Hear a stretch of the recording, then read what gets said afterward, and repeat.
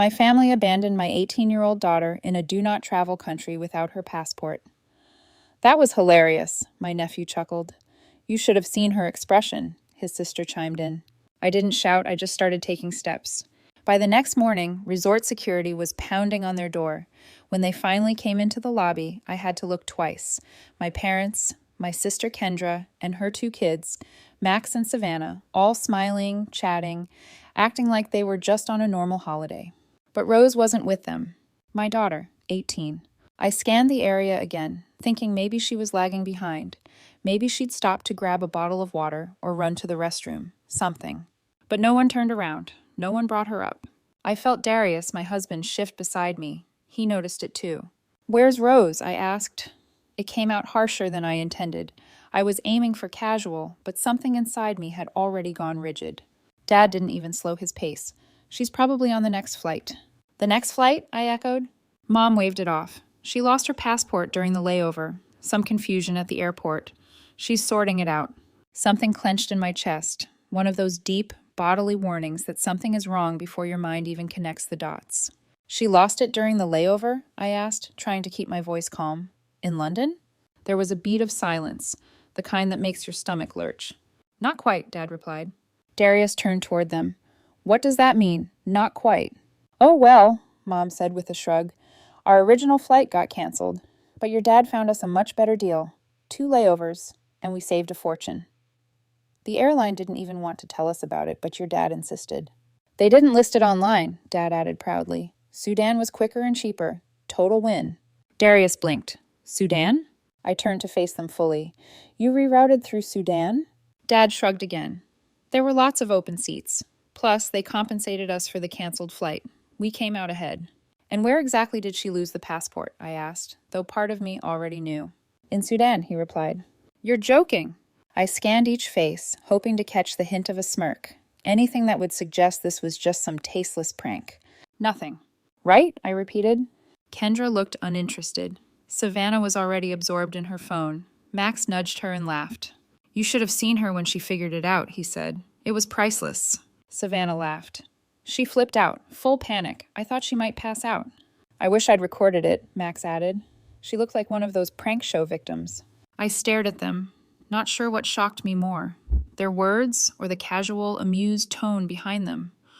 Like they'd watched someone drown and thought it was funny. "You left her?" I said, barely above a whisper. "You actually left her behind?"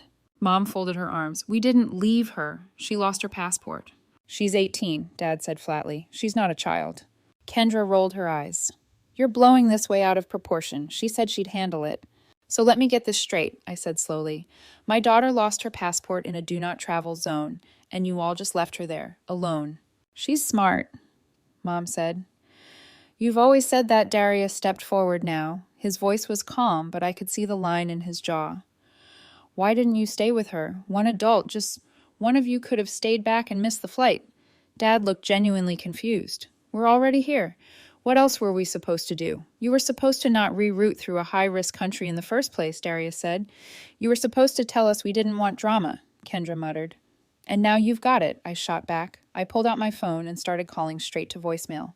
Darius tried hers too. Nothing. "Maybe her phone died," Mom offered. "We told her to stay near the desk." "Which desk?" I asked. "The one in the airport where you left her." No one answered. "That you're always acting like she can't function without you." Darius let out a quiet breath that somehow sounded louder than a scream. "She's alone in Sudan with no passport, no local contact, no embassy, and you thought she could function her way out of that." Savannah finally looked up. "She said she didn't want to go through Sudan anyway. She said she kept going on and on about how unsafe it was, like it's not safe for women this, and we shouldn't be rerouting that." Max snorted. "She was acting like a baby." "Maybe she should just stay there. She fits in better." I blinked. "What did you just say?" He looked up, grinning unbothered. "I mean, her dad's black. Right? So she fits in more than we do." Darius's arm tensed beside me. Kendra stepped in fast. "He didn't mean it that way." "I didn't say anything bad," Max said. "I'm just saying she was freaking out over nothing." I stared at the boy, then at Kendra, then at my parents, and something cracked in me. Not loudly, not like a break, more like a joint, quietly slipping out of socket, painful, but so subtle no one notices at first. I turned back to Darius. "We're fixing this," I said. My voice didn't shake. You nodded once, already pulling up flights on his phone behind me. Mom called after us. You don't have to make a scene. But I wasn't making a scene, not yet. That would come later. I've spent my entire life trying to earn decency from people who only ever offered me conditions growing up. Kendra could have set the house on fire, and my parents would have said, "She's just expressive." Meanwhile, I got grounded once for asking what BGOA meant during dinner. Apparently, I was being smug. You'd think adulthood would even things out. But no, the golden child glow-up carried on right into motherhood. Kendra had Max and Savannah, and suddenly she was the heroic single mom who did her best every time she let them eat candy for dinner, or screamed at a cashier. Mom would just whisper, "Parenting is hard." Meanwhile, when Rose was 4 and cried at a birthday party because she didn't want to hit the piñata, my dad said she was too sensitive. You have to toughen her up. He told me, can't baby her forever.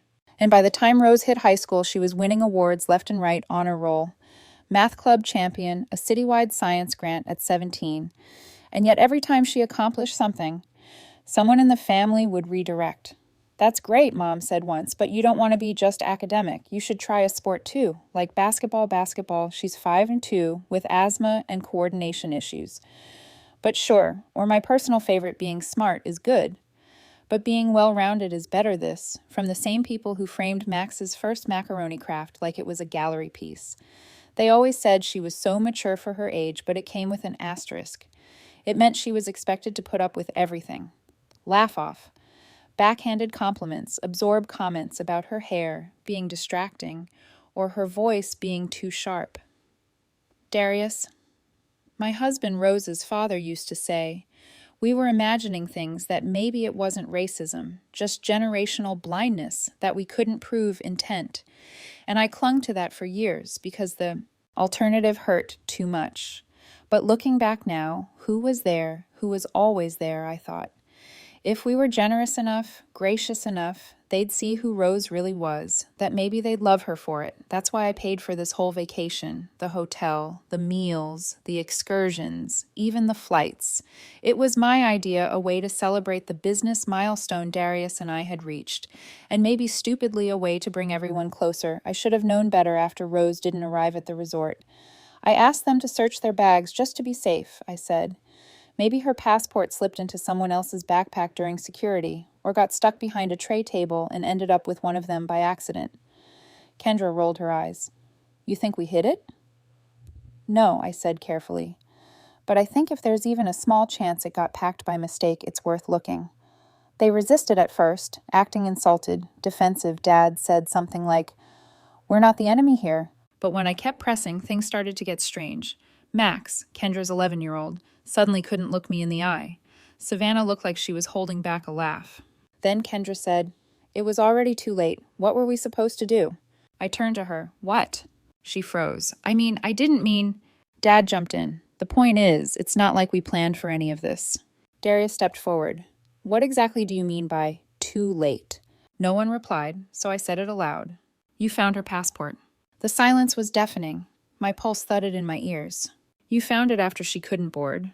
Still no one spoke. Savannah leaned back on the couch like she was settling in to watch a show. Max suddenly looked like he wished he could vanish. It was Max who broke first. "I just hid it as a joke," he muttered. She was being annoying, kept saying Sudan was dangerous and we were going to get kidnapped. I figured she needed to chill out. My mouth went dry. "She told you it wasn't safe?" "Yeah," he nodded. "She kept looking stuff up and warning us. It was getting on our nerves, like, okay, we get it. It's not Disneyland." I turned to my parents. "And you all knew this?" Mom waved her hand dismissively. "We thought she was being dramatic, like always." "She's not dramatic," Darius said, voice low and tight. "She's cautious. She's smart. She's 18, and you left her in Khartoum without a passport. And you're calling her dramatic?" "She could have gone to the embassy," Dad said flatly. "There is no U.S. embassy in Sudan," I snapped. "She probably figured that out after you all left her." Kendra actually rolled her eyes. "She's legally an adult. What were we supposed to do? Cancel the whole trip because she was being difficult?" Darius blinked at her. Yes, I echoed. "That's exactly what you were supposed to do." Silence again. Then Max added, as if helping, "You should have seen her face when she realized. It was hilarious." Savannah nodded. She looked like she was about to cry. Darius stepped between me and the others, like he thought he needed to physically hold me back. My nails were digging into my palms. Every part of me was screaming to throw something. My words, a lamp, the entire damn couch. But I didn't scream. I just said very quietly, "She's not dramatic. You're just cruel." Then I walked out of the room, because if I stayed, I was going to destroy something. They think this is done, that she'll be fine, that we'll all just move on, like it was some unfortunate mix-up. But it wasn't. It was intentional. It was mean, and they're going to regret it. The moment we confirmed Rose's passport was in Kendra's bag, I stopped listening. Not because I wasn't shocked, I was, but because I was already in motion. Darius was still staring at the bag like it had grown horns. "They found it before boarding," he said, voice quiet. "They knew. They knew she didn't have it, and they left her anyway." I didn't say a word. I just turned and marched straight back to the hotel suite. Opened my laptop, logged onto the airline's site, started scanning for flights to Khartoum. There was one. It left in 5 hours. Was it dangerous? Absolutely. But not as dangerous as leaving our daughter overnight in a do-not-travel zone with no ID, no adult, no U.S. embassy, and until now, no way to reach us. Darius leaned over my shoulder. "You stay, I'll go," he said, already pulling out his wallet. I didn't argue. He was right. Sudan was not a safe place for a young black woman alone, but it also wasn't a great place for me either, especially not if we needed someone to coordinate the fallout here. We booked it. One one-way flight for him, 2 return tickets for the following morning. One for him, one for Rose. The clock was ticking. He needed to leave soon to get through check-in, and we still hadn't heard from her. I had tried her phone dozens of times. Signal unavailable, no voicemail, just silence. I tried again and again. I don't know why I kept thinking it would suddenly connect, but on the 9th try. This time, while refreshing the airline confirmation page, I heard it ring. Then another. Then, "Mom, I nearly dropped the phone." Rose, "Oh my God, Rose, are you okay?" A shaky breath on the other end. "I've been trying to call." Nothing was working. "The Wi-Fi's garbage, my SIM won't connect. I couldn't get anything to load." "I thought something was wrong with my phone." No, everything's fine." "Now we found your passport," I said quickly. "I'll explain later. The important thing is Dad's coming to you tonight. He's flying out in a few hours. He's bringing it." There was silence. Then quietly, "You found it." I closed my eyes. "Yeah." "In Kendra's bag." Another silence, and then a sound. I'll never forget a small, broken exhale that sounded like disbelief and grief had collided in her throat. "It wasn't lost," then she said. "I knew it. I told them I had it. I told them not to reroute through Sudan. I told them this would happen. I know." I said, "I believe you." She didn't cry, not really. But her voice cracked when she added, "They said I was being dramatic, that I watched too much TikTok that airport's airport. But the staff didn't even want us there. It wasn't even on the rebooking list. At first, Grandpa made a scene, and then suddenly it was an option." "Of course he did," I muttered. I tried to tell them it wasn't safe, but they laughed. And then Max said I was freaking everyone out and should go cool off. Then I couldn't find my passport. I leaned against the desk, gripping the edge until my knuckles turned white. "You're in the airport now, though." "Yeah, still in the terminal." They almost forced me to leave earlier. I pretended I was waiting for someone, found a food stall, and sat down. I haven't moved. It's loud and gross and weird. Some guy asked if I was married. My stomach twisted, and another one offered to help me fix it if I owed him a favor. That was it. I pulled the laptop closer, opened the hotel reservation portal. Darius was already packing. I could hear the zipper on his suitcase, and I was done waiting. "Dad's on his way, Rose. Just hang in there. He'll be at the airport tomorrow morning." "You'll see him. Just stay put. Don't show you're alone. Don't talk to anyone else. You've done everything right." There was a pause. "Can you tell him to hurry?" I nodded, even though she couldn't see me. "He's already moving," after I hung up. I sat still for a few seconds, just listening to the hum of the mini fridge and the low buzz in my ears, from sheer rage, and then I opened the hotel group reservation page and started clicking.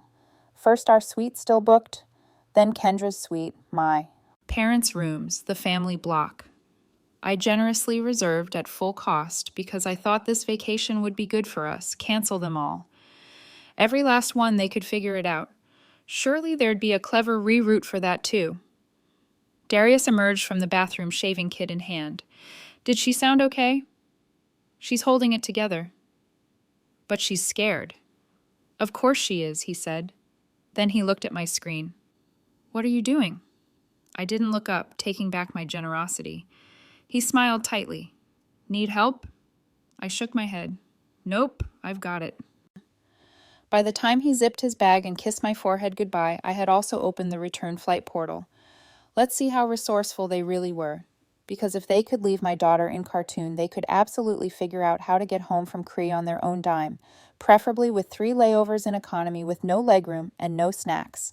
And if that seems petty to you, well, imagine your 18-year-old daughter alone in a dangerous foreign country, begging strangers for Wi-Fi while her cousins laugh about how funny it was to watch her panic. Then talk to me about petty because we weren't even close yet. They were due back that evening. Darius and Rose. My heart had been ticking in double time ever since he boarded that plane. I spent the night tracking their flight, refreshing the screen so often my thumbs still ached. I didn't sleep. I didn't even sit down by morning. I was running on caffeine and cold fury, and that's when I heard it knocking.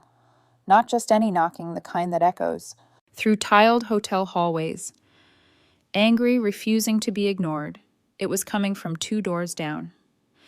My family's rooms, I stepped into the hallway just in time to hear someone shout, "You can't do this, we have children." A calm voice replied, "Sir, your booking was canceled. Checkout time has passed. If you do not leave voluntarily, we will be forced to call local authorities." Another bang. Then a child crying. Then my mother, her voice brittle and self-righteous, snapping something about this ridiculous overreaction. I went back into my room and shut the door, not to block it out, just to stop myself from laughing. They had tried to spin the story the night before, my dad pounding on my door like I owed him something. My sister, fuming my mom with her best, "This isn't how we raised you" face. But they were already gone in my head the moment they left. My daughter's stranded passport hidden in one of their bags, like a joke. That was it. That wasn't family. That was sabotage. The night before, they came stomping up like toddlers and matching temper tantrums. My mom knocked hard enough to rattle the lock.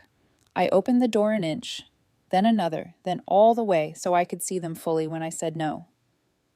"You kenneled the rooms," my mom hissed, without telling us thought. I'd let the front desk break the news. Kendra folded her arms. "That's cruel, even for you, cruel," I blinked. "Cruel is?"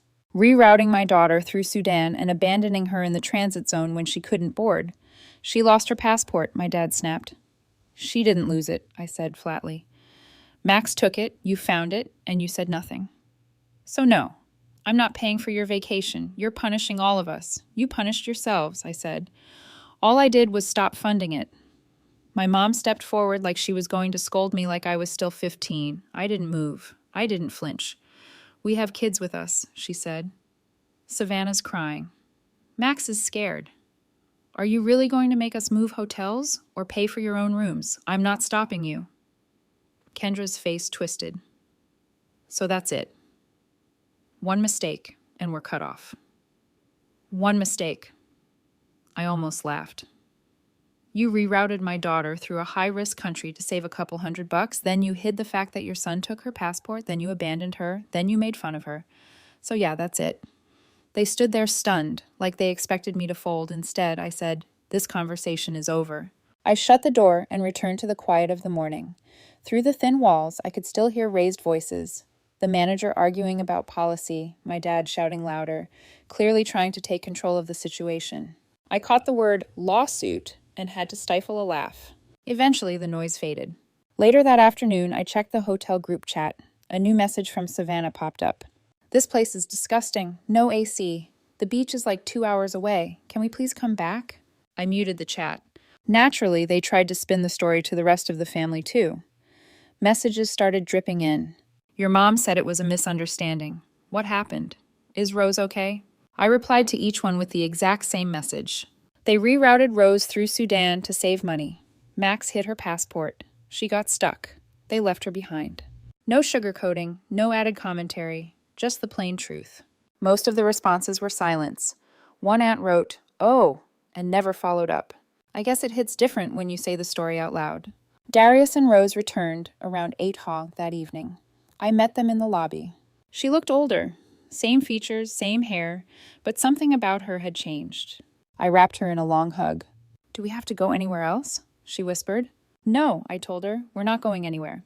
We extended our stay for another week, just the three of us. We ate fresh seafood by the ocean. We swam in crystal clear water. Rose slept in and spent her afternoons reading in the sun. Darius would rub my shoulders anytime I flinched at a new message alert. I didn't reply to a single one. When we got home, I cut off all financial support. No big announcement, no dramatic message, I just stopped. They reached out a few times. Calls, guilt-tripping, passive-aggressive texts. I ignored them all. When tax season came around and my mom asked if we were still paying for the insurance, I responded simply, "No, we're not." Silence. I confessed to Darius that I still felt guilty. He said, "You know what guilt really is? It's the echo of boundaries that should have been set a long time ago." And he was right. I don't know what bothered them more, that I finally stood up for myself, or that I never had to raise my voice to do it. But here's the truth. I didn't need to scream.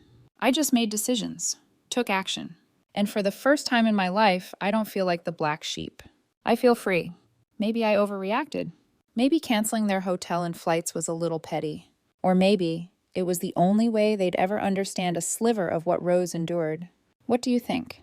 Was I justified in pulling the plug on their trip? Or did I take it too far? Let me know in the comments. I'd really love to hear your perspective. And if you want more stories like this, go ahead and hit subscribe and tap the bell.